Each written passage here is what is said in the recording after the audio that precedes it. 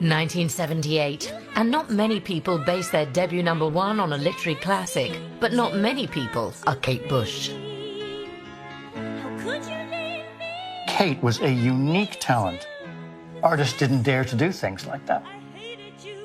This was someone who had no fear. It's one of those songs that everybody knows, it's incredibly special, and it launched one of the great careers.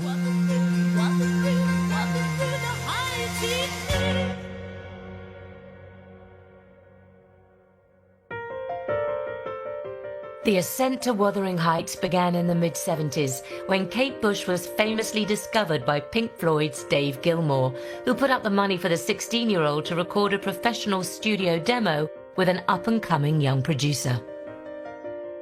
I went up to their Pink Floyd office and David introduced me to Kate. Listened to some of her music, was very impressed. I mean, she was extraordinary talent, very quiet initially, but as soon as you got her talking about music, she lit up. David played me several songs. The obvious standout one was Remember the Child in His Eyes. He just said, right, book a studio, do that and a couple of other songs and we'll see what comes out of it. He's here again, the man with the child in his eyes. This is the original score of Remember the Child in His Eyes. As you can see, it actually says Kathy Bush at the top rather than Kate, which is how she was known then. Air Studios, 19th of June, 1975. And I threw her into a studio, sitting at a piano, and she was brilliant. An excited Dave Gilmour took the tape straight to EMI executive Bob Mercer. David went into Bob's office, put the tape down on the desk and looked at him in the eye and said, here's this girl you're going to sign. And as Bob Mercer told me later, when you've got the lead guitarist and singer of the Pink Floyd sitting there telling you you're going to sign it, you don't tend to argue with them. It would be 2 years before Kate released a record, during which time she wrote more songs and honed the dance skills that would be a massive part of the success of Wuthering Heights. She definitely felt that she was a rounded artist, really. She was a dancer, she was a lyricist, she was a composer, she was a performer. It's hard to think of anyone who did that before her in exactly the same way. And Kate would draw on literature too, penning a song during those 2 preparatory years inspired by Emily Bronte's Gothic novel, written here in Haworth, West Yorkshire. The intense horror of nightmare came over me. I tried to draw back my arm, but the hand clung to it, and a most melancholy voice sobbed, "Let me in, let me in." "Who are you?" I asked, struggling, meanwhile, to disengage myself. "Catherine Linton," it replied shiveringly. "I'm come home. I'd lost my way on the moor." It's all there, coming home, the landscape, and the fact that it's a ghost, and the window, and everything is there. You could see why that would captivate and sort of set flight to the imagination of the young Kate.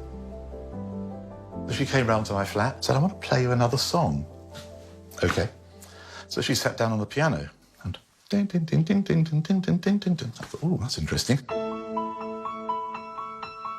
And she played the whole song right through and then turned around to me and said, you know, do you think that's OK? Is it good enough to go on the album? And I said, oh, yes, definitely. Although it turns out we've all been mishearing the first line of this iconic song for 40 years.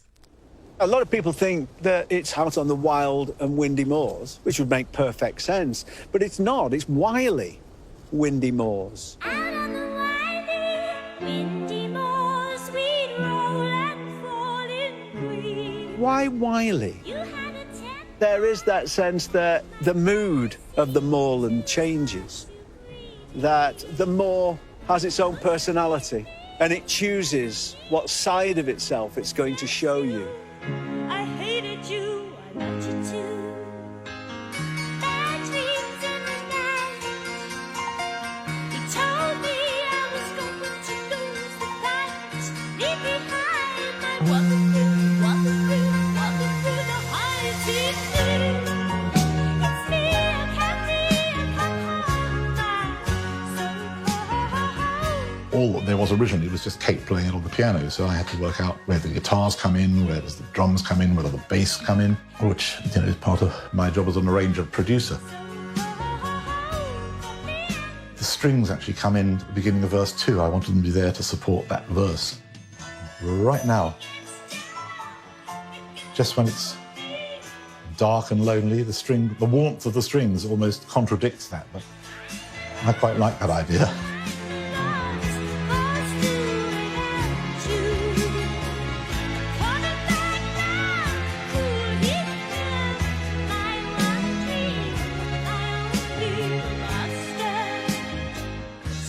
Pop music was here. Kate Bush, she was way over here something. She was like way off in the distance. She was from a different galaxy.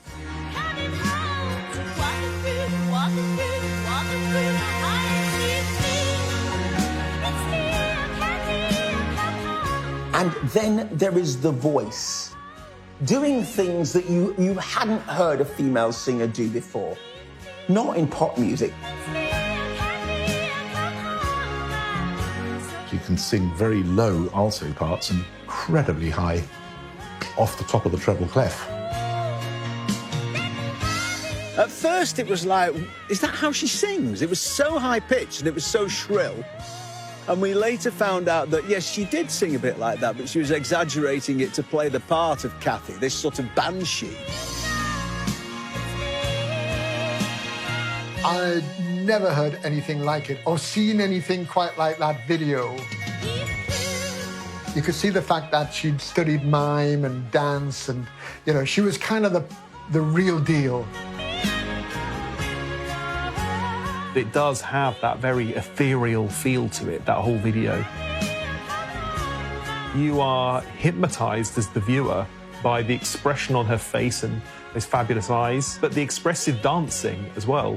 It just feels much more like it's instinctive and it's just coming from her gut, how she feels in the moment. After Wuthering Heights topped the UK charts for 4 weeks, 2 top 10 albums would follow.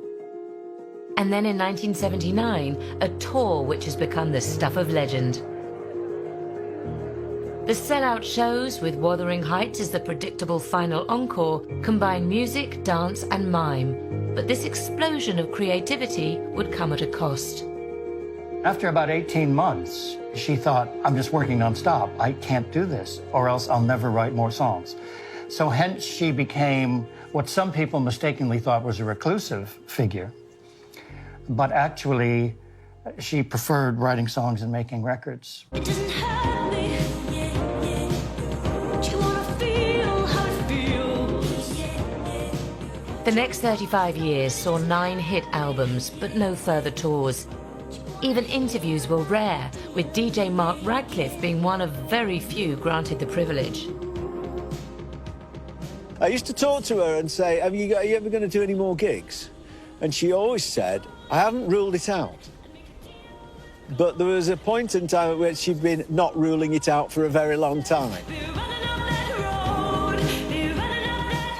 Kate's prolonged low profile saw fans fill in the gaps based on the persona she'd taken in her most famous hit all those years ago. She'd often been called a recluse, which is not true at all. She'd just lived a life out of the showbiz life. She did once say to her, you say, people think that I am this weird Gothic woman who lives in some kind of turreted castle and never goes anywhere. I just think she lived a life of being a mum and made a record when she felt like it. I think it was as simple as that. Then, out of the blue, in 2014, she returned to the stage with a 5-week residency at the Hammersmith Apollo. A notable absentee from the set list was her only #1 hit, Wuthering Heights.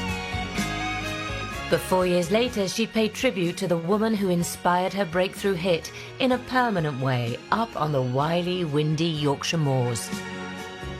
And here it is. Wow. When, as part of the bicentenary celebrations of Emily Bronte's birth, Kate wrote an inscription for this memorial stone. Actually, from a distance, it's quite hard to read it. You can't go back too far, or else we'd fall over a very steep hillock down into a rocky stream.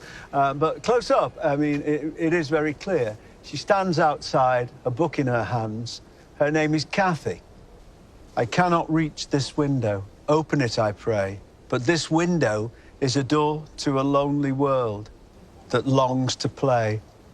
Ah, Emily, come in and stay. And I think it's an amazing thing. It's an amazing thing to see. For Kate Bush to have launched her career being so inspired by Wuthering Heights, and for her to put these words here in Brontë country, which are going to stay here forever. So they're forever entwined, and forever there will be her sort of note of thanks and inspiration to Emily. I think it's the perfect end to the story, in a way.